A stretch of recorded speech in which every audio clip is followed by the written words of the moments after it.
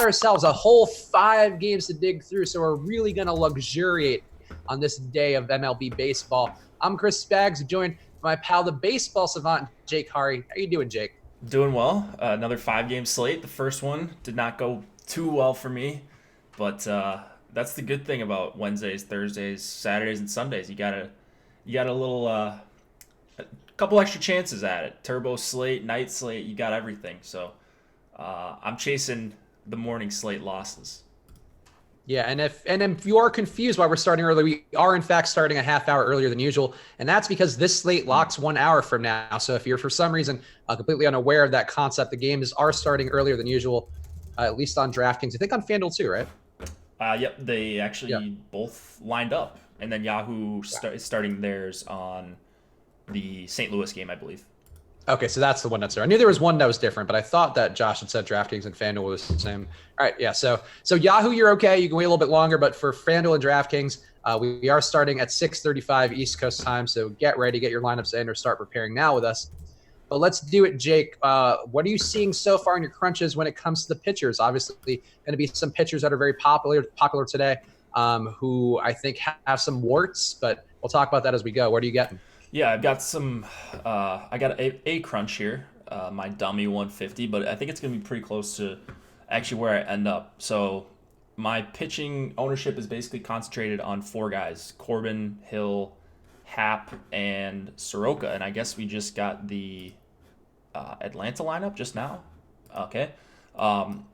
Anyways, those are kind of my 4 guys. I may get a little bit more of like a Weaver or Wade Miley or someone like that. I didn't find the need to get to Leak, even though I said earlier maybe he might be an option as more of a leverage play and just a cheap guy you throw in there to get some high upside bets elsewhere. So it's going to be those 4 guys for me. Do you disagree with any of those? For me, the guys that I have the most of, I didn't get as much Soroka as I initially thought. I actually have a pretty good spread. I think the only guys I didn't play today are Leak. I have very little Happ. I'm a little bit under on Weaver, and I'm significantly under on Rich Hill. So those are the stands that I took. I don't love the pitching anywhere, to be honest. So I was willing to spread it around for the most part. And the Hill stance is one I think we should talk about at some depth. But the Vegas total very much supports him getting back on track today. But his actual performance on the year has been so bad. I didn't want to get there, and that seems like the one I'd most like to get leverage on. But also the fact that we have Michael Wacha as being the top owned pitcher on the slate. He's a guy that I have some of, but I did force a few Pittsburgh stacks in there because it doesn't really seem like there's ever a time that Michael Wacha should be the highest owned player on the slate. So I agree with that, actually, 100%. Pittsburgh is my highest owned stack right now, both 5-mans and 4-mans, and 3-mans and 2-mans. So all of those right now. They're only a little bit above like Atlanta and Houston for me. But yeah, I agree with Pittsburgh. They not only you not only get leverage with them, but they're projecting out well for me and for the projections on the site. So hard for me to avoid Pitt here, and I like that they have a low implied total. I know you're gonna get some chalky guys in Marte and Polanco, but I don't think the stack is gonna be all that popular here. So is there anybody, I guess, in particular you find to be a must-have in that Pittsburgh stack if you are trying to go against Wacha? It's the chalkier guys, Polanco, Marte, guys that have speed as well. Looking at some of the other guys that I have in the stack, I know I have a bunch of Melky Cabrera. Obviously, you're not looking for speed there, but I like Bell as well for 4,400. So yeah. Then you throw in Cervelli at 2,700, like Adam so eloquently put it, at a trash catcher position tonight. Yeah, I don't know. They just line up really well for me, and even better that they get leverage tonight. Yeah, I think Bell is a guy who I like the most out of that stack. He's been hitting the most consistently this year. He has a 162 WRC plus on the year, 6% home run rate. Got a 352 isolated power, which should come down a little bit, but he's been pretty good versus righties going back to last year as well. So Josh Bell is going to be one of the lower owned pieces out of that group. I guess people just want to go elsewhere at first base. You've got some other guys out there who are in pretty good spots at first base, but if Bell's going to be the lowest owned part of that stack too, I think he and Melky Cabrera are part of it that I like the most because I think they have potential here. And Wacha, his nothing about him looks good enough to really justify the ownership that we're going to have on him. Right. It's the only reason he's owned is because it's 5 games. It's not a great pitching slate outside of Corbin and Hill, but you can poke holes in those guys too. So it's not like those guys are perfect either. So that's why. And I'll just take advantage of that ownership, hopefully. At least that's what I plan on doing. Yep, I'm with you on that. So let me talk about Rich Hill real fast because I want to give the case for it. And this morning on the Four Corners video I did, which if you're not watching, subscribe to the channel, hit the notification bell so you know whenever we have content goes out. Just a short form video kind of breaking down the top pitchers, top stacks, lower owned options, and one-offs on the slate.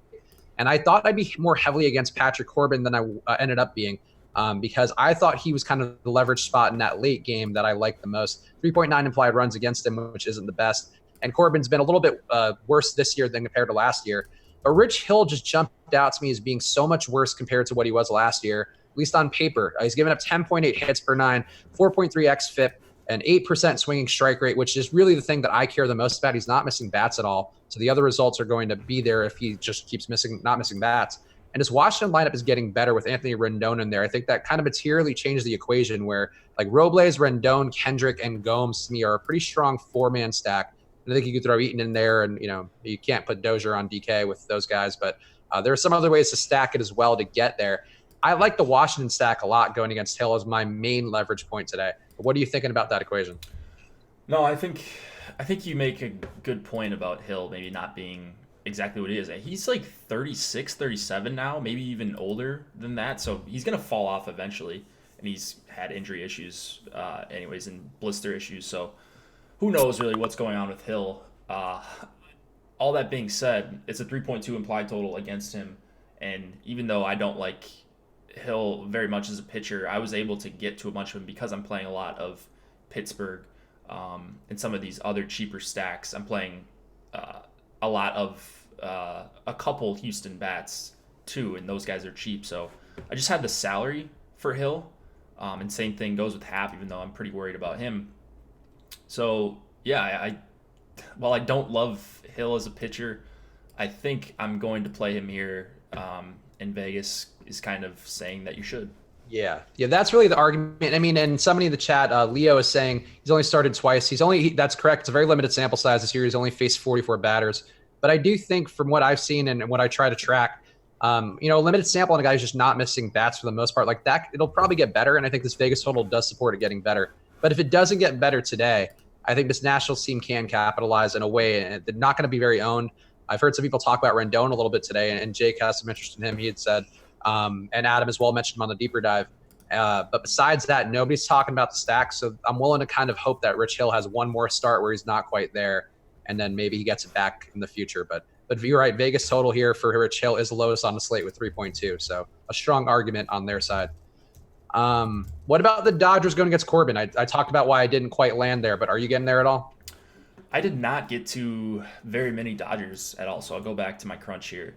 The guys that I did get to, I got up to in very little samples, like Kike Hernandez just leading off and cheap enough versus a lefty. I think if I was going to the Dodgers, and I have some Dodgers stacks, as you guys can see here. I've got a handful of 4-man stacks. I've got 3 of them, but I'm not getting to them much as one-offs. So I don't really want to pick and choose guys against Corbin. If he's on, he's probably missing a ton of bats, and he's probably going to end up being a good play. If he's off, he's a guy that does give up a good amount of hard contact. So that would be a guy that maybe you want to stack against just for ownership reasons alone.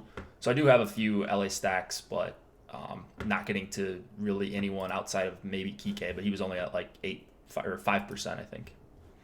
Yeah, I have a good amount of Justin Turner, and especially in lineups without Rendon, and that's sort of a tough choice because I do like both those guys quite a bit, but obviously they're both playing the same position, so that kind of limits your options with getting them both in there. But Turner is the guy who grades out the best to me. I also think David Freese, not a bad option, also very cheap on DK at 3,300.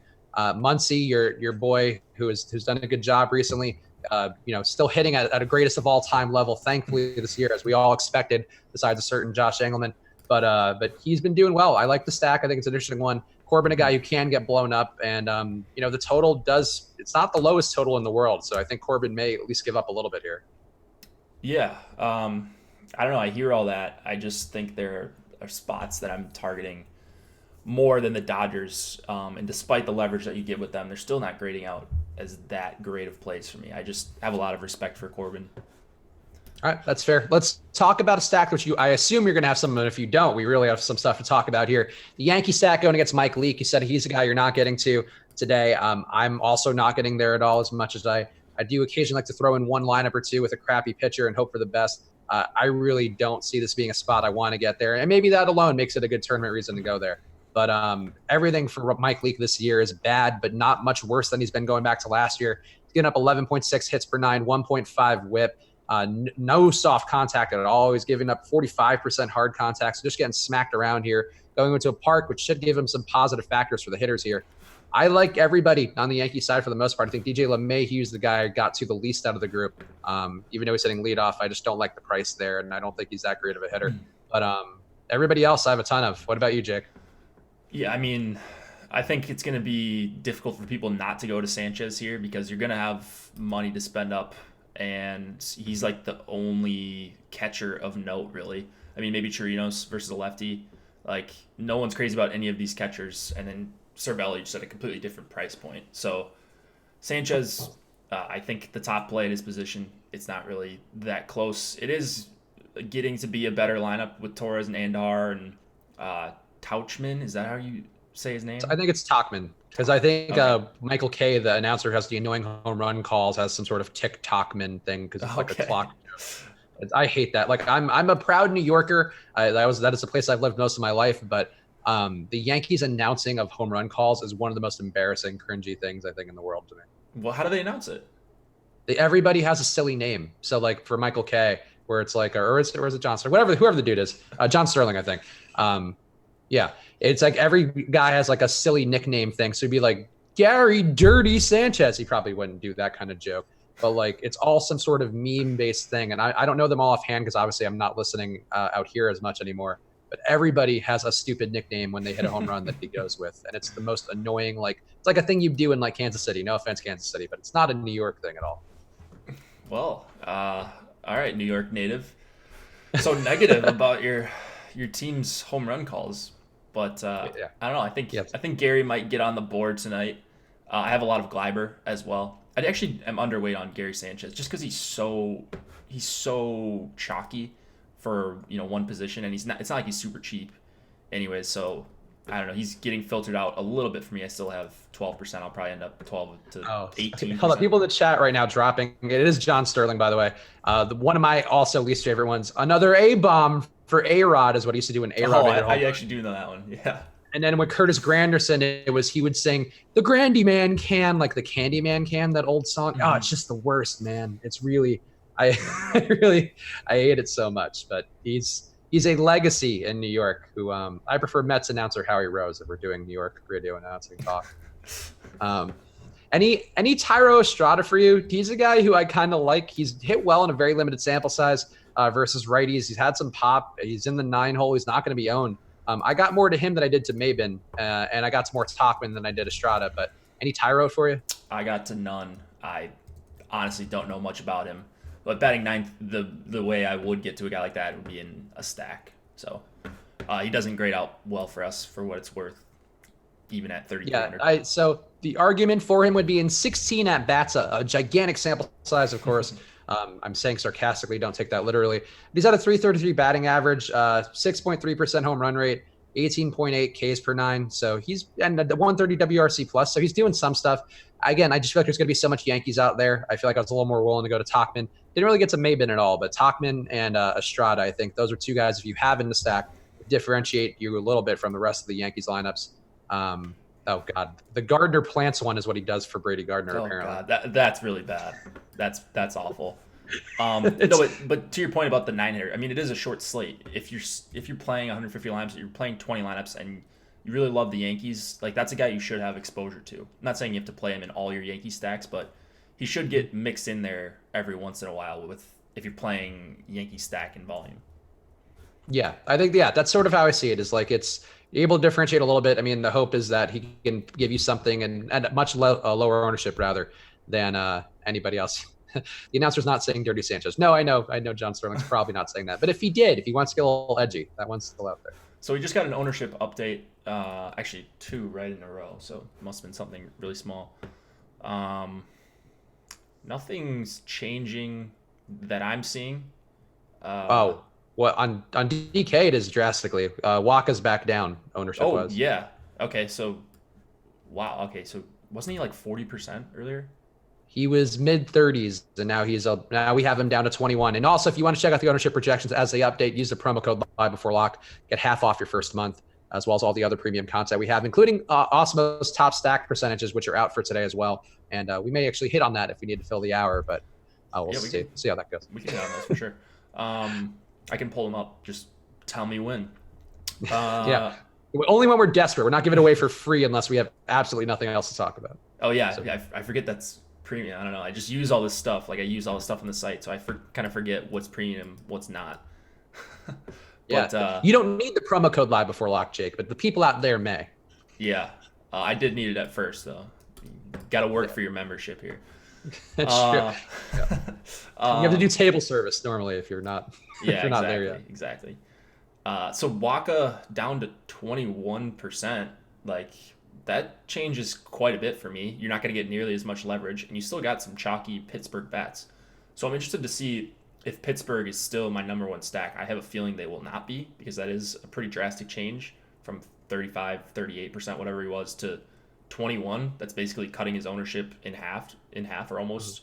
So I will probably get off a little bit of Pittsburgh, but I still love how some of these guys grade out.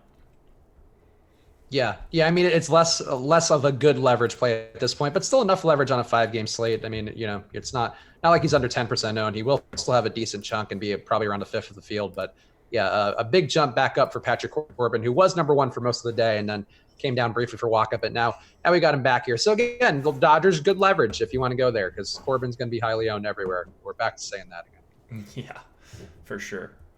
Let's see. Who else do we need to hit on? Oh, so let's talk about this thing with Houston and Mike Minor. So Mike Minor's been good this year. He was pretty good last year. And we had a lot of debates about him and talked about him. And actually, I think we were mostly both on his side because he showed a good swinging strike rate improvement and had some missed bats well enough. And in fact, that's two things which you and I generally will give a guy a little more slack for than like Josh does, who's pretty much just focused on the projections of where guys are shaking out. But Minor just looks better all around. He's still giving up 5.1 runs in this game, according to Vegas. So something here could go wrong. Could also be the bullpen, maybe who gets shelled. But Houston, very well priced for the matchup. So they're going to come up a lot for people. They're all very, very highly owned. Pretty much all the guys above 20% on DraftKings at least. And elsewhere too, pretty highly owned as well. What are you doing with Houston? And are you getting any Mike Minor?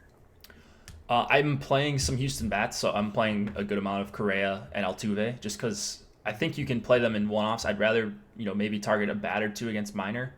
But at the same time, like even if Minor has a fine start, like Texas has a really bad bullpen. So that's why you're seeing the big total, in my opinion. It's not an indictment of Minor. It's an indictment of just how much better of a team Houston is all around than Texas. But yeah, Minor's just been so good at missing bats. I mean, the results have been really good. The swinging strikes and all that stuff, the chase rate has been solid. So maybe he's outperforming his metrics just a little bit. But I just think he's a quality pitcher. And if Houston's going to be one of, if not the chalkiest stack on the slate, I don't know. I don't really think they deserve that. Yeah, they're still the chalkiest team on the slate, according to our ownership projections. So I'd rather drop down to like the 2 and 3, Atlanta and Pitt, and get a little bit underweight on Houston as a stack. Yeah, I think that's sort of how I shook out with it as well. If everybody's going to be there and it's just like the way it's priced, it's almost too obvious where I feel like there's something here that's probably not going to go the way that's expected. I don't know. I like them. The optimizers are probably going to give you a lot of them. I'm probably a little bit under the field across the board. I would say all these guys are going to be 20 to 25%. I'm probably at 15% for them. Collectively, I would say. And I'm happy with that. I think that's enough of a taste of it. And I also have some Mike Minor going against them because he's going to be under 10% owned. A lot of people are going to be going to Rich Hill, who we've talked about. I have a lot of reasons I think are valid why I'm not dying to get to him. So if Mike Minor has a good day, Rich Hill doesn't, I've got leverage on 2 spots on the slate. And that's sort of what I'm hoping for. Yeah, exactly. I mean, you don't have to make crazy stands all around. You can take a stand or 2 on a 5-game slate because the ownership's just so concentrated that anything that happens could completely swing everything. Yeah, and like to me, I'm a little more comfortable with the Yankees because I really don't see. Look, anything can happen. Andrew Cashner had a decent day going against the Red Sox yesterday, so there's a million things that can occur here. I don't see a good day occurring for Mike Leake, or at least one in which some Yankees don't have production. Whereas I could see some ways that Mike Minor just gets by and doesn't give up a lot here. Houston, we've talked about, or maybe the deeper dive guy. Maybe we didn't talk about it on any of these shows, but the deeper dive guys did talk about it. With perhaps talking about how Houston might be a little overvalued, especially when at home. And there are some people who think that Houston in general playing at home is not as valuable of a team as when they're in a better hitting park. So I think there are some reasons here I don't mind getting to as much Houston, even though I think you'd probably be foolish to not have any. Yeah, I think it would be foolish to not have any, unless you're just making like one or two lineups or something like that, and you just want to fade the Chalkies team. Okay, but if you're trying to make money and not playing a single entry, I think you need to have some Houston bats somewhere. So you don't need to be overweight on all of them. You don't need to be overweight in the stack, but I think underweight is what I'm trying to do here, and I think you agree with that. Yep, yeah, I'm fully there. I mean, look, Houston looks great on paper versus a lefty, but Mike Minor, he's looked, I wouldn't say special, but he's looked good. He's looked competent enough where I'm not trying to go against him super hard. So that's where I shook out with it. Very good. Let's talk about the other side real fast with Wade Miley, because he's a guy I thought I would get to more. I think he's still fine because he's going against Texas lineup, who just doesn't do much versus lefties. And Wade Miley will limit damage. He's not going to strike out anybody, but he has had a couple decent days this year. What are you doing with Wade Miley, and do you have any Texas stacks? I don't really have Texas stacks that I recall. I think they're actually they're my lowest 5-man stack here. I just think Miley's a fine pitcher, similar to Minor. I mean, Miley's not as good as Minor, but you've got this guy who low total against him. I think he is a fine real-life pitcher. He's not someone I just like, oh, Wade Miley, you got to target against him, especially since he's come over to Houston. He's been average at worst. So, I mean, do you really want to take like Hunter Pence? I know he's been a ton better, but that might be a guy I would look at here. Gallo, I know it's lefty-lefty. Gallo can hit anyone really, and he's 5,400 though is the problem on DK. And then Odor lefty-lefty, I'm not really wild about that. So I just don't like how the lineup sets up for Texas. And then going over to Miley, like I thought I was going to get him as well. So we're together there. I didn't end up on him. I don't think I will by the time we get to lock. We just got the Dodgers lineup, so we're just waiting on one more. But it's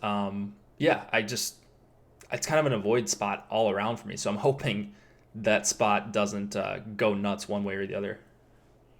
Yeah, I mean, look, I have a little bit of Miley. I think we have the ownership on DK at 16%. I think I'm at 15%, so I'm okay with that. Like that's sort of where I think he's appropriate. You're really just hoping that everybody else kind of has a tough day, and Wade Miley just plugs along like a little Thomas the Tank Engine, just getting just enough results to get there. And I think it's possible here at this matchup. Texas does hit well as a team, or has hit well as a team so far this year, but they are noticeably worse versus lefties, and I think that's not a bad spot to go to for Wade Miley, a guy who just hangs in there and generally doesn't give up a ton of damage. And he's in a park too, which I think will help him not give up a ton of damage. Not like they're playing in Texas. I think that would certainly be a different situation. Yep, for sure. Let's see here. We are almost at the halfway point. So let's just take one question here from the premium Slack. Let me just make sure I got it. It just disappeared. Sir Legend asking, and of course, by the way, if you want access to the premium Slack, use that promo code live before lock. It's included with any premium membership. Get half off your first month with that promo code. And you can also get your questions right in our inbox, or for any of the other shows. Fast Eddie for basketball people. He's checking that premium Slack during shows. What is too much salary to leave on a table in a single lineup for this slate? What do you think, Jake? Too much salary? Yeah. I think in general, like 1,500, 2K. I don't know. I think I'd be okay doing that. Like, the salary doesn't matter to me as much on a 5-game slate. I'm more worried about correlation. It's still a sizable slate. Like, one stack could have a huge outlier performance, and it could be the cheapest stack of the night. So, and maybe the couple of the top pitchers fail as a result, and like the optimal lineup for a tournament maybe just doesn't end up using 50K of your salary on DK. So as long as you're making correlated lineups and you're not just taking a bunch of one-offs and you end up with 2K left over, I think it's fine to leave 1,500, 2K in general. Yeah, I would say 1,500-ish would be the threshold for me on a shorter slate. I'm generally under 1,000 for the most part. during a regular slate. And I don't really change that too much when it's a shorter slate because I don't like unless there's like a stack I just can only get to if I'm kind of optimizing that way. And it's like a Miami Marlins kind of price stack. But nobody on this slate fit that criteria for me, really, where I had a ton of money left over and was still getting to the guys I like. So, because you can upgrade, like I would rather upgrade a catcher in some spots and go to, try to get Gary Sanchez in there. So I think there are ways you can spend your money. I generally would prefer to do that, even if it does kill correlation in, let's say, one spot. I mean, do you set a minimum cap on Fantasy Cruncher? I usually go to 49. Well, if I'm getting weird stuff with our projections, then I'll set one. Sometimes for basketball, that happens more so. But yeah, I'll set like a $49,000 minimum. I think for me, it's like if you have good projections, if you trust the projections, and you're using the correct amount of randomness for the sport or whatever, you shouldn't have to set a cap.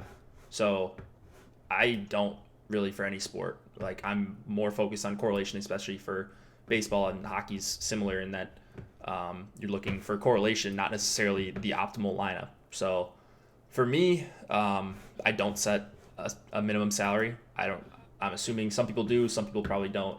But on a 5-game slate, I certainly would not do it. And I guess one more theory question before we do our home run picks, because it is the halfway point of the show. Tim in the YouTube chat asking, do you guys have presets in Cruncher depending on how many teams are in the slate or a starting point? Hold on. Do you have any presets in Cruncher depending on how many teams are in the slate as a starting point, or does it change every day? There we go. I'm trying to understand what this question is. Preset and Cruncher depending on how many teams are in the slate. A starting point for what? I don't understand the question. Yeah, so maybe more of a Slack question, Tim. But I would say for me, the first thing I do is just put in the stack numbers, and if I'm doing 5-3s or 5-2s or whatever, I usually start out with 5-2s just to get it going. But that's not necessarily how my lineups shake out. Yeah, for me, like. I'll do the stacks and I'll just click add all. Like, there might be times where I'll like take a stack out entirely or something, but I don't know. I'm just kind of trusting the projections and just letting it give me what it gives me. You're doing the work before you go to Cruncher, I think. And yeah, so I don't really mess with a ton of stuff.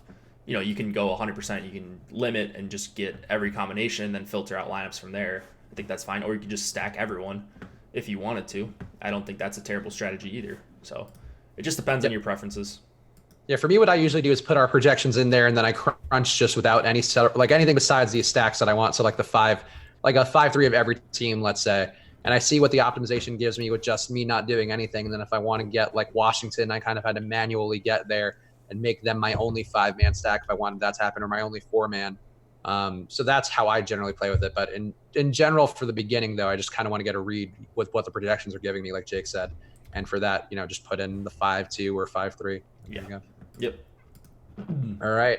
Let's do home run picks, Jake. Let's catch people up on that terrible scoreboard. I'll be honest, guys. This came easily to me when we started doing it last year. And I don't know what I'm doing, if I'm pressing too much, if I'm trying to like pick Vegas total games more, because I was better at this last year and I'm really struggling down the stretch.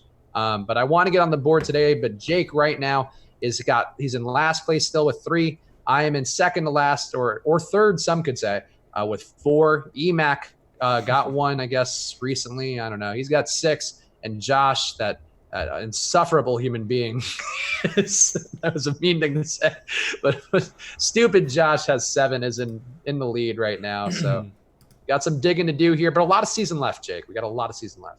Yeah. Never do that. I stack 3 teams with 5 and 3 teams with 3. I don't know what that means. Anyways, yeah, so my boy Muncie got me on the board yesterday. I am not going back. Right in the face of Cody Bellinger, too. That hurt. Cody Bellinger kept getting walked, and Max Muncie then took advantage. Yeah, I wasn't even trying to troll you. I was popped into the show and saw you saying that I was trolling you. I wasn't even trying to. I just wanted to take Muncie. That's not your MO. That's more of a Josh MO. I know that. No. Tonight, who do you want? You can go first. I haven't decided. So you know who the guy I wanted all day, and I went in thinking like this is gonna be my dude, and he's just not in the lineup. Luke Voigt. That was a fantastic unavoidable. Play. Unavoidable. Yeah, he was in a great spot, but I'm gonna stick with the Yankees, and I'm gonna go perhaps not the most expected spot, but I'm gonna go to Clinton Frazier. I think he's been doing well this year. I like his stuff. I think, you could probably, this might be a situation where like picking Andujar might be the move, kind of like the JD Martinez Mookie Betts pick the other day. But I got to go with the guy who looks best on paper, and it's going to be Clint Frazier. Okay. I don't mind that. Have I seriously not picked this guy one time all season? I feel like I pick him every other day, but I will take Freddie Freeman. Oh, okay. Yeah. Yeah, I'm surprised you haven't had him. Wait, you haven't picked him at all? I was looking. Oh, no, I picked him one time. April 17th. Oh, there. Okay. Yeah. That makes sense. I swear I'd picked him at least once or twice, but apparently only once. So. Yeah, Freddie, never a bad pick. I support it. And but here's hoping Clint Frazier. Look, I'm okay with you getting one today, Jake. It's not a Josh show, so I would root against him actively. But we can both get one today. We're not competing. We're not competing for the same home runs. Josh has Ryan Healy. Ugh. Getting some love from the YouTube chat. Everyone's saying it's a good pick. That usually means 0 for 5. One can only hope you didn't just reverse jinx it, because I would love to see that. The showstopper in Premium Slack. Although Josh is leading the home run competition, let's remember that John Means is his daddy this season. That is true. John Means, the bane of Josh's existence besides that one time. That's finally get paid off in the end. Yep. That's what we're all trying to do. All right, we're on the board. I don't know if Emac's in here, but Emac, if you have one, put it in, and I'll get it on the sheet. But if you don't, then you can go to hell. If you're not here, then you can go to hell, Emac. Wow, very vicious today. You are. You're taking out everyone. I hope he's I'm not going to next. know if he's not here, so it's fine. If he is here, then it will be like, oh, it's all a rib. It's all a joke. We got some questions about Luke Weaver today. We've doing a good job like spreading this out. I'm proud of us. We've done a nice bit of work. What Josh just led us to a little conversation thread. Let's do it real fast. J.A. Happ going against the Seattle lineup. Their totals come down throughout the day, so I'm a little bit less interested than I was earlier today. But I do have a little bit of them in places because J.A. Happ's another guy just not that great to start the year. And he has a bigger sample size than a guy like Rich Hill. He's had 161 batters he's faced and not missing bats, 5.08 xFIP, 5.05 xFIP. It's not looking good, giving up a good amount of hits, not striking guys out. So Seattle, I'm actually a little bit interested in, and I maybe didn't get there as much as I should have. But what about you in Seattle? Yeah, I would like to get to more Seattle. I hope I do. I got to five mans, so 3% out of 150. That's okay. I mean, I'm going to have probably at least a stack of every team, a 5-man of every team. But yeah, I mean, we were talking this morning, me and Laffy, and then Laffy and Adam were also talking on the deeper dive about how there's something going on with Happ, possibly, and that's usually a guy I like to not play and to stack against, but I don't know. I think like his velocity's fine. He doesn't seem like he should be that different of a pitcher from last season where he was missing a bunch more bats. This isn't a great matchup for Happ, but it is a great price if you think he's even close to being right. So I did end up on more Happ. I didn't anticipate that this morning, but that's kind of where it ended up, unfortunately. Yeah, I didn't get so much in the way of Happ, though. I see what you're saying with the price. It is a decent price if you think he still has that stuff. But, the splits even going back to last year, they're not terribly impressive. And, his home run rate versus righties going back to last year was 4.6, and his overall home run rate was 4%. So the fact that he's got 5.6% this year isn't really that crazy of a jump. I mean, it's certainly a jump, but it's not that crazy of one. And the hard contact, that being up, seems like there's something wrong in the process somewhere. He's got 38.7% so far this year, which is up from 32% last year, or going back to last year. So I don't know. I don't mind going against him, and I didn't get to him much, but I don't have a ton of Seattle either. I feel like if the run total were 4.5 or 4.3, maybe even, I would probably get there more, but I didn't quite get there with a 4 run total. Someone said Mitch Haniger pick, Dong pick.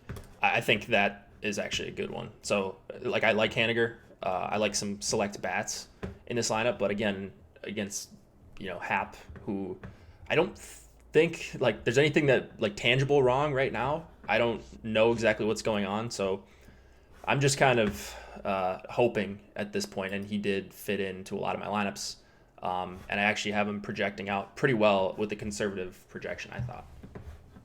Yeah. All right. That seems fair. Let's talk about Joe Musgrove and the Cardinal stack going against him. We talked about the other side of the equation here with Michael Wacha up top, and some love for the Pittsburgh stack going against him, though perhaps a little bit less love now that we know that Michael Wacha is not going to be the highest owned player all around on the slate. But Joe Musgrove going to be not terribly highly owned. Not a ton of ownership across the board for the Cardinals, but Matt Carpenter and Paul Goldschmidt should have a good amount on DK. Carpenter makes sense because Musgrove just pretty bad versus lefties with a 1.35 whip, 10.2 hits allowed per 9 to lefties. I got a little bit of Carpenter. I actually did force a couple stacks in here because I have enough Musgrove where I wanted hedging against him as well. What are you doing with the Cardinals and with Joe Musgrove? I like Carpenter actually a ton. I don't think that's going to be a hot take at all. He's going to be one of the most popular guys, as he should be. He's 4K going up against Musgrove, who does have some issues with lefties. The rest of the guys, though, like I did get to some Goldschmidt, but after that, everyone on the Cardinals I have is 7% or below. So I'm not on them as a stack really. Even though I think I said this morning I might end up on them. They're still in that low tier with like Seattle and Washington. I just have a few of them. They're not in like the Atlanta, Pittsburgh tier for me. Yeah, I think I'm about the same amount where I have a handful of stacks with them, but not too much.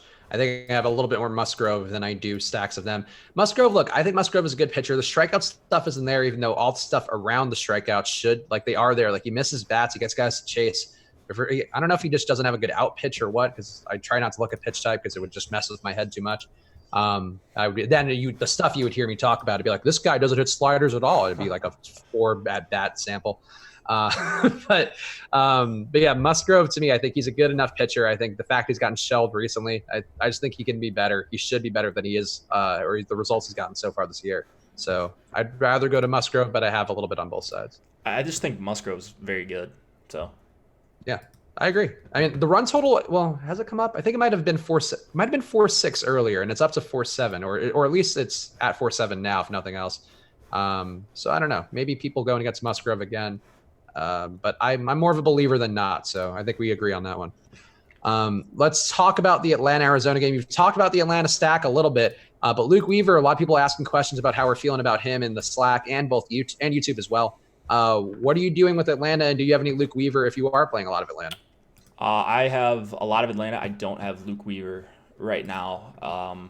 I'm crunching again. This is probably my final one. I'm getting one share out of 70 lineups. So I probably won't end up on Weaver basically at all. I'm starting to believe more in him. So I was a big Luke Weaver hater going up until like basically last week. And he has made a few changes. He's missing more bats. He's getting more chases. And those are two things I really like to see. So it's just a price and a slate thing, and a matchup thing. I don't need to play Luke Weaver against the Braves to really get leverage, and it's not a great strikeout matchup either for Weaver. So for 8K, I'd rather just go to Happ or get up to Corbin or Hill. Yeah, to me, this feels like a game where I don't see a ton of production happening in terms of a Braves stack. And I think we've talked a little bit in some of the other shows about how the Braves stack never seems to collectively get there too much. And I think Weaver's been good enough this year where I don't think he's going to give up enough. But I also, for the same reasons you said, like the Braves aren't striking out a lot. They're striking out 22.3%, which is just under league average versus right-hand pitching on the year. And this particular lineup has a 20.2% aggregate K rate. So and that's with Soroka in the lineup, who does strike out 33% of the time. So these guys aren't striking out. I don't see the upside for Weaver here. And I think there's a lot of danger with the middle of the order there. Your home run pick, Freddie Freeman, 130 WRC plus. Acuna also over 130. Nick Markakis not far behind 130. These guys can get hits. They can get on base. They can make a lot of headaches for a guy like Weaver, who I think the games get away from him sometimes. So, and also one thing with Weaver too, 46% hard contact on the year. So even though he has improved, people are still making contact and making real good contact. So I don't know that I see it for Weaver today, personally. Yeah, it's not the right matchup. So I kind of hope he gets crushed here, and then maybe we can target him in a softer matchup the next few times he goes at lower ownership. But yeah, I'm starting to come around on him a little bit. I'm just not quite there yet against Atlanta on a short slate. Yeah, I think that's fair. Mike Soroka, a guy who people have also talked about today. I talked about him in the Four Corners video. I liked him a little more. The price sort of didn't get there as much as I thought I would, because I don't know. I took the Corbin bait a little more than I thought I would earlier in the day, which could end up being a problem because Soroka is the most direct pivot to Corbin on the slate pricing wise. And his stuff has been good on the year. 1.01 whip, 3.04 xFIP, hits only get up 6 hits per 9, getting 10.3 Ks per 9. And also hasn't given up a home run on the year, which one would assume won't last forever. But if it does, what a year would be for Mike Soroka. But I think Soroka's good. I didn't get so much Arizona. What about you with this side of the equation, Jake?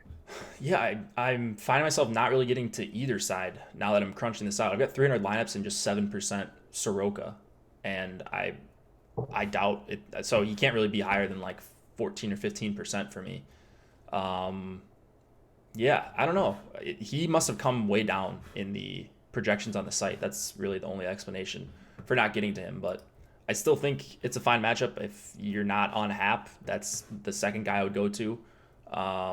But I am kind of on Happ, so I don't know. I really thought I was going to get to more Mike Soroka for 9K. It's also kind of expensive for him. Yeah, it's a weird price for him, I think. And, what he's shown this year, I think he deserves that price, or at least, deserves a shot at that price before he gets inevitably shelled today and then gets knocked back down a little bit. Yeah, the money line doesn't really support him in a meaningful way either. Like the Vegas signs here don't seem, that's 4.3 implied runs against him on the road too. It seems like a couple of bad situations lining up for him, but I don't know, the results are there, and then the things leading to the results are all there. Like the signifiers all look good. He's not giving up hard contact, 27% on the year, and that's where he was going back to last year too. He doesn't project well though, so I think that's probably with Osmo's projections. Unfortunately, he's only projected for 15 points at a $9,000 salary, so that'll also probably keep him down a little bit. Yeah, that's what's keeping him down, because I do aggregate. So I actually got Houston, Pittsburgh, now New York. They've come up for me a little bit. Your boys, the Yankees. Hoping to hear some home run calls after seeing this. A parade of all the terrible nicknames that John Sterling gives them would be a delight today because we're playing so much. And then I kind of like that I got a bunch of different teams for 4-mans and 5-mans. So like, even though it's only 1 Texas, 1 Washington, 2 Arizona, like, I don't know, I kind of like the idea of stacking every team, or at least having a stack of every team or a couple stacks of every team on a slate with only 10 teams. Do you like doing that?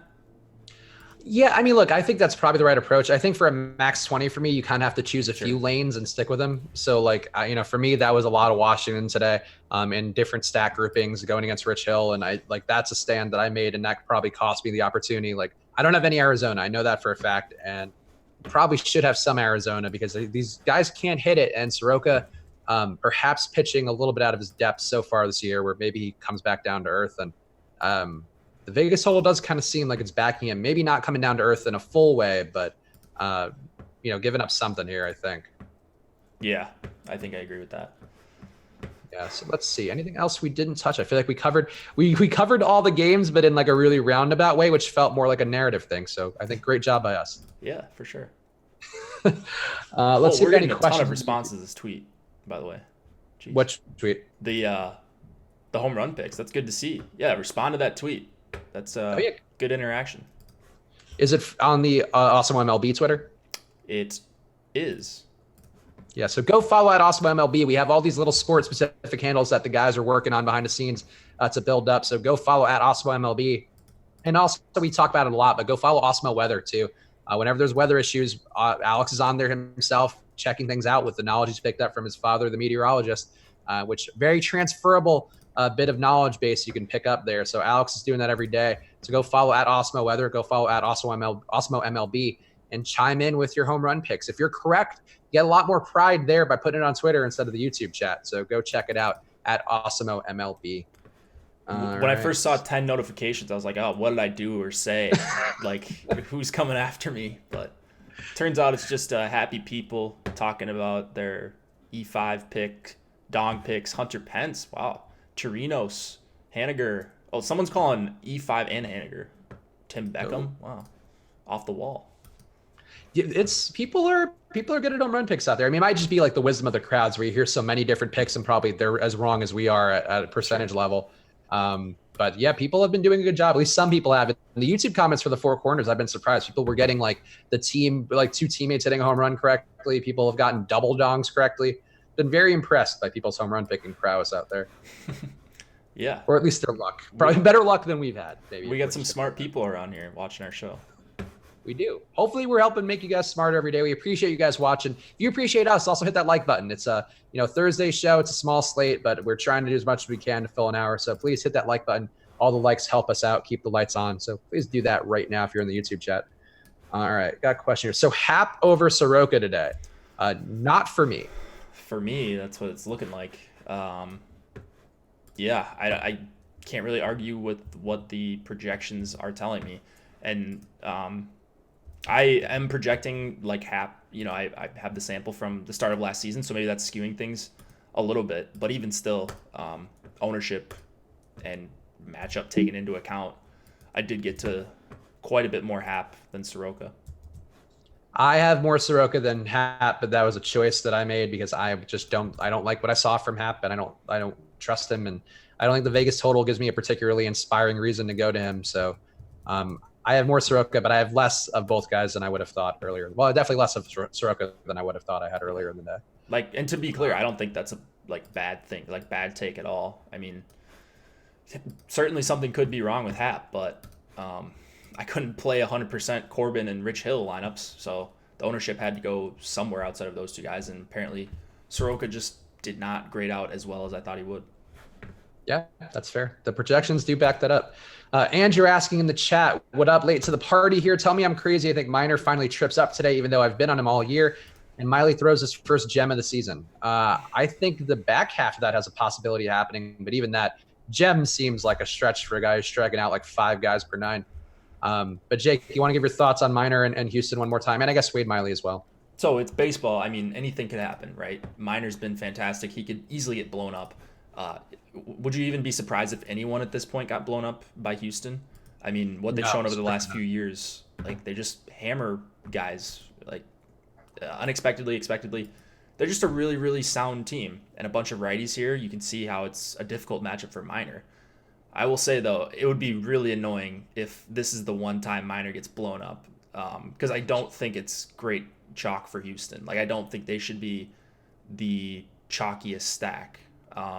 My exposures are much more flat, and I'm playing Houston. They're a top 3 stack for me, but seeing them earlier today, they were by far the chalkiest stack. They've come down a little bit, so maybe people have listened to us or something, but yeah, I don't think they should be the highest owned stack tonight, just based on how good Minor's been. Sean V with a take. I just need to hit real fast. Vegas is way wrong way too often in MLB. No, they are not. They're not wrong any more than they are in any other sport. If they are, it's fractional. He's talking about day to day. Yeah, day to day, Vegas is going to be wrong on MLB. You can't score 4.2 runs in a game. So yes, they're going to be wrong. There's going to be totals. The Marlins are going to have a 3-run total at some point this year against Scherzer or Strasburg or someone like that, and they're going to score 11 runs. That doesn't mean Vegas is dumb. That just means, on average, it will balance out, and they will be right on average. Yeah. Right. Yeah. The whole point is it's a longitudinal thing you're looking at, and you're trying to level things out over the course of time, and that's the reason Vegas makes money is they win more often than they lose at a rate that if you follow those projections or their thoughts more often than not, you'll be on the right side of things. So that's, yeah, I would never say Vegas is garbage. There's a reason they have gigantic, monolithic monuments to their success, and you and I don't. That's because Vegas knows better than we do. Vegas knows. That's why they know about Happ, I guess, tonight. Yeah, they know about Happ. They know about Rich Hill. Look, if you look on paper, I don't see how you could possibly give the Nationals lineup that's expected to be out there at least. Maybe Rendon's not going to be in there, and I think that would justify the line that they have. But even that, I question myself more than I do Vegas because I'm probably wrong. I'm not the one who's making millions of dollars today yet. Right, and we're not saying you have to follow Vegas every day. I mean, day to day, you should be taking risks in a sport that has a ton of variance. So it's not the end-all be-all on a day-to-day basis, but it is a very good benchmark to start your research at and start where you want your lineups to be at. Matthew Protowell asking, is Suzuki going to be in the lineup? I presume it's Yan Gomes because Yan Gomes matchup-wise, this is the time you have him in there versus the lefty. So I would think you'd want to have Gomes in there, but Suzuki's also really good against lefties. They're both. I think they're both good, but I guess you can't DH anybody either. I don't know. Put them both in there. Let's see what happens. Yeah, dual catcher. Yeah, bench Defoe. What's he doing out there? Wilmer Defoe added no value. Just put Suzuki at second base. What's worse that'll happen? Put Suzuki. Could you imagine if they actually did tonight? I'd be Vegas then. I'd be so ahead of the curve. I would have a casino all of a sudden. You'd be a fortune teller. That would be very impressive. That would be the very unlikely outcome. I prop bet that I should probably bet. Andrew asking, clarifying his Miley take by Jim. I mean, 6 innings pitched, 5 to 6K, 1 earned run. Miley had one day like that this year. I don't remember which one, but I remember being on it and being very happy with that outcome. And that might be clouding my judgment today. What was that game he had? I just want to pull this up. Oh, you know, it was a 21.15 point day earlier this year where he had 5 innings pitched, 5.2 innings pitched, gave up 4 hits, and got 4 Ks. Oh, Wade Miley also had a 7K day. That's what it was. He was doing really well versus Minnesota, and then he was like racking guys up, and then he gave up like a 3-run home run or something. That's just the worst. That's the Wade Miley experience. Man, I actually don't even know like that I knew what he looked like until I did the Four Corners video and had to get a photo of him. Not the most inspiring looking physical specimen in the world. No. That's not his strong suit. Yeah, no, not the best. Checking the chat. Suzuki matches lefties. I think Gomes and Suzuki are both comparable stat-wise, but I don't have Suzuki's stats in front of me. But if you want to compare it on your own, if you want to go home and play the home version of the game here on Live Before Lock, Gomes, I have it at a 303 batting average, 393 on base percentage, 197 ISO, and 390 BABIP versus a lefty, and 140 at-bats going back to last year. So at 2,900, I'll take that bet. Very good. Miley couldn't throw a gem against a AAA team. His best hope is ground balls. Always logical, well thought out takes. Yeah. Yeah. Texas strikes out, man. Like they can give him up some. If he could strike out Minnesota 7 times, he could strike out Texas 7 times. Dude, Minnesota is just really good. The Jakes are prominent now. Yeah, it's gonna get really annoying around here. I've got a bunch of friends that are big Twins fans, and they're already chirping about how good their team is. So everybody besides Marwin Gonzalez in that lineup is pretty filthy. Yeah, and Marwin can hit, especially in deep lineups, like he showed in Houston. He can have some success if he's got quality hitters around him. Yeah, I agree. I like Minnesota's going to be in there till the end, unless they have some bad injuries. But sure, all their guys, I like a lot, and they're becoming a stack. I feel like every night is in contention to win a tournament for you. They just hammered like 10 pitchers this year. I swear they've scored 10 runs 15 times this year. Yeah, Minnesota, a good team to watch if you're not playing them in DFS. We obviously talk about them a lot on this show, but even then, I feel like we don't talk about them as much as we should because. The only time I've talked about the depth is when Josh was confused one day as to why they were priced up so much. And then we went over their 2019 numbers and it's they've been hitting every ball that comes across the plate for the most part. Here's a good one. Spags, do you own a samurai sword? No, despite the top knot that looks very like an apprentice samurai. I do not. I think that's what he's going with. Okay. Which is fair, but no, I do not own a samurai sword. That's not. I do feel like I did talk about this with somebody recently where the man bun thing, when it's close and it's shaved close on the sides and the back, it looks a little bit cleaner and you look cool and on point. But it gets to a point, if it gets a little bit too long, you look like a guy who's too into anime. So I'm a little bit worried we're getting to that point in my hairstyle right now. Well, I don't know that I can argue with any of that. I guess I don't really know how to respond to that besides deferring. You might not have enough top knots and not enough man buns in Minnesota. Yeah, no, there's quite a few. And when I was in college, 5 minutes ago, there were also a lot of man buns on campus. Good. I'm glad Minnesota has the man bun too. The Minnesota man bun sounds a little bit like an Urban Dictionary thing. That would be gross talking about sexual activities, but the Minnesota man bun is a trend that I'm not aware of. Let Jake know that I think Garver is the most underrated power catcher in MLB. Jake, now you know that. I am informed. Spags, you should grow an afro. I cannot grow an afro. My hair turns into Andy Samberg hair when it goes too long, so that's not a consideration. Hey, it's worked for him. True. I'd kill for Andy Samberg's career instead. So I'm fucking doing this.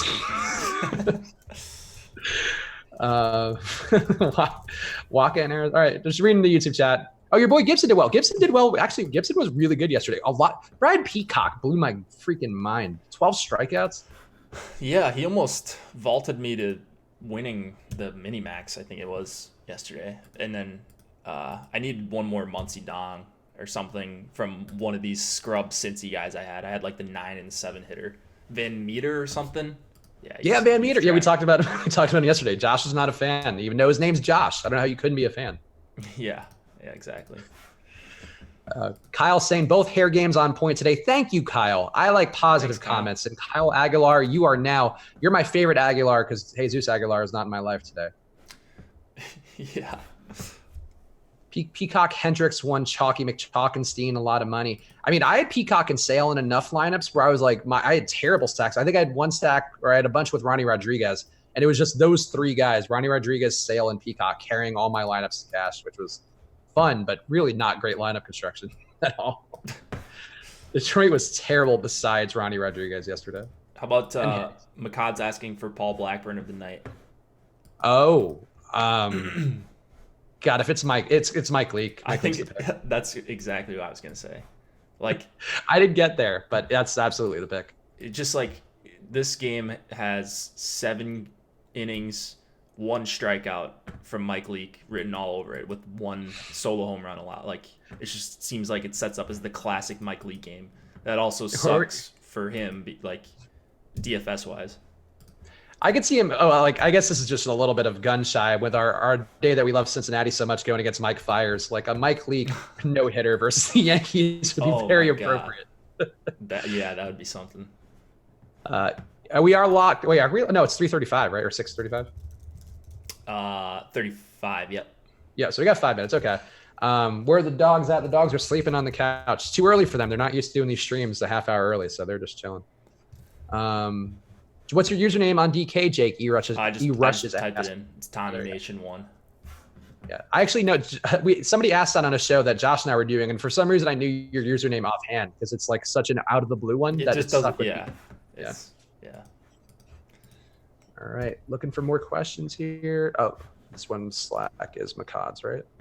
Oh, here's a Dave hot take. Our boy Dave in the premium Slack, who I always enjoy. I also enjoy how he really gets Josh's ire raised, which is really what I hear.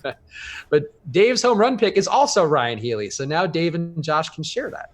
That's not a hot take. Yes, it is. Very good. McCod saying I should show up on a stream wearing a gi sometime. I actually do have the pants of a gi from when I did MMA. A gi is a Brazilian jiu-jitsu attire, though. Like the white robe looking thing. I guess it could be multiple colors, but usually they're like white with whatever belt. Chris Pax's Last Samurai. Look, the hair is what it is, man. It's what it is. John Joe asked this question before, but I forgot to get to it. Why is Corbin's hard hit percentage differing on Fangraphs versus StatCast? 34.5% for Corbin on Fangraphs, 47.4% on StatCast. It just maybe a different threshold that they consider a hard hit ball. There you go. Yeah, it might be a barrels amount or something. Yeah. Like that's what the ratio is. What do I have Corbin at? Corbin I have at 34.5. But actually he's due for negative regression in terms of hard hit percentage because he's been at 34.5 this year and was at 40.3% last year. Yeah. So yeah, he's actually been getting maybe luckier than he has been. 11-9 Rockies game never going to end. That's probably making up for all the people who were playing it yesterday. I didn't play it in part because we were doing the show during it. Would you have played or did you play that Rockies Giants game yesterday? I played it at lock and then I got to the game like 10 minutes late. I tried to late swap optimize, but I had a bunch of lineups that were locked with just Derek Holland left. So I had like 30% Holland, but probably 70% of those were just Holland left over as a $5,800 pitcher, and I couldn't swap down to anyone because I waited too long to late swap optimize. So I ended up putting in like some reliever that I thought might throw an inning or two. And that I had to global swap because I just didn't have the salary to get down to anyone. Yeah, I had one Holland lineup too with the same thing where I was just like, it is what it is. The lineup wasn't going to do anything anyway. Because who are you going to swap to from Holland? That's going to do what Sale and Peacock did and Hendricks even. So I would just whatever. It is what it is. I thought Josh's stance of going in heavy on it, based on the way he plays, which is all about leverage and getting that slice of edge that you can get. I think that was the right play to make. But for me, I wouldn't make that because that's not how I play for the most part. Yeah, we're getting I don't know if this is real. Corsi for, Corsi against. Corsi for and Corsi against. That's a hockey term. Corsi is just all shot attempts blocked on goal, missed, all added up into one, and then same thing against. So, yeah, I don't know if that's serious, but yeah, that's DK. Wait, I don't. D Kiefer? How do you pronounce that? I've always seen his username. I don't know how you pronounce it. Wait, whose name? In premium Slack. Let's see. Oh, yeah, I assume it's D Kiefer. Yeah. Well, there you go. I'm glad you could explain it for me in the baseball chat. Hey, it's one of those days. It's Thursday. We got 1 minute to We're lock. almost at lock. Everyone's just messing around in chat anyways. Yeah. Oh, Spags at MMA. This is why I don't fight people. Never judge a book by its cover. I actually did MMA and I also did boxing growing up as a kid. So I have the man bun because I'm a man of peace now. I'm not a person who needs to get my aggression out. I just go to the gym. But yeah. Nice. It's really one of the favorite things I did. I just got injured too much doing MMA. I tore a tendon in my foot and broke a bone in my hand in the span of like 7 months. I was like, I can't keep getting hurt because I have to like go. I have jobs and stuff I have to do. So that was why. But it's a fun sport. If anybody wants to do it out there, I would recommend training it. Gives you a little bit of more confidence and gives you the ability to wear a man bun that makes you look like a samurai. Those both go hand in hand. Oh, Blues win, Jake. Play Gloria. What does that mean? I don't know. I thought you would know. I thought that was like I thought that was a hockey thing. Gloria? I don't know what Gloria means. Like, I know the Blues won a couple nights ago. Do they play that song Gloria? Maybe like Gloria, Gloria. Da, da, da, da, da. You definitely don't know that song. No, I couldn't tell you. That's a made-up song as far as I know. It's Sanana Gloria, but it's another 80s. I know way too many 80s songs because my parents used to always play that in the car when I was growing up. Is Jake kidnapped? Why that tiny door behind him? Yeah, it's my kill room, as they say in premium Slack. They're saying right now. Is it a tiny door, or is it like just a door that looks tiny because of the angle? It's just a regular sized door. I don't know. I mean, I could stand up and you could see how tall it is. But yeah, I think it's just the frame of you being closer to the camera. Yeah, it's me being closer to the camera. So I don't know. Yeah. This is a 8 feet tall room, something like that. I don't know. What's your standard room? I don't know. Apparently, my Gloria take was correct. John Joe says so. All right, so that's Chris, what it you is. also It's saved Brick just a ton of money. I'm assuming Brick plays very high volume. How about that? Hey, there we go. We're doing some stuff today. We had a good show for a 5-game slate. I feel like we did a great job. Yeah. Go to Menards. They play Gloria. I don't know what that means. I go to Home Depot. Just search Gloria. You should know it. Like maybe if you hear it, you'll know it. But it's it's an anthem. Like it's like a sporting event kind of game. But this has been a funny chat. Good job today, YouTube chat. I appreciate you. I'd hit the like button for you guys. You've done a good job today. Yeah, I would give you guys a like as well. Premium Slack going off on me, just drilling me for everything. No EMAC, I have not. I do have people coming over tomorrow though, so I don't think that's gonna be the host any snuff party. Yeah, I don't think that's gonna be the topic of the party. It's not really a party, but. On that note, Spags playing NBA. Yes, I am. And I think we have Fast Eddie Fear coming on in probably about half an hour. So keep your eyes peeled for that. But if you're an awesome.com premium member, check out my column on NBA every day. I'm a 2-sport man. I'm bi-curious about my sports right now. So go check out my NBA column, the premium playoff primer every day or every weekday. I'm doing one of those, no matter the size of the slate. And we've had some good results. I've actually been doing pretty well with NBA playoff stuff. I guess I shouldn't say actually, like I'm surprised, but as much as one can do well with all the variants out there on a night like yesterday where that was oof. But I think I gave you the tools to survive if you are MMEing. So go check that out on the site and keep your eyes peeled for Eddie. And anything else you want to hit on, Jake, before we call it quits? No, this chat is out of control. Good luck tonight, guys. Enjoy the short slate. Watch some other sports as well. Don't forget about NHL real fast. And NBA. Dylan R. took down his first mass entry tourney on Monday thanks to Jake. We'll be saving that money for premium hockey next year. Good job, Jake. Oh, yeah. Love to hear it. I'm already excited for hockey next year. And it's not even done this year. Yeah. So, yeah, keep your eyes peeled for Jake's content. Jake's still doing stuff, still putting projections out there. And we have tons of stuff for every sport. Also, MLB, is there a night slate? If there's a night slate, we have content for it. So check it out with promo code Live Before Lock. And we'll be back again soon. So good luck, guys.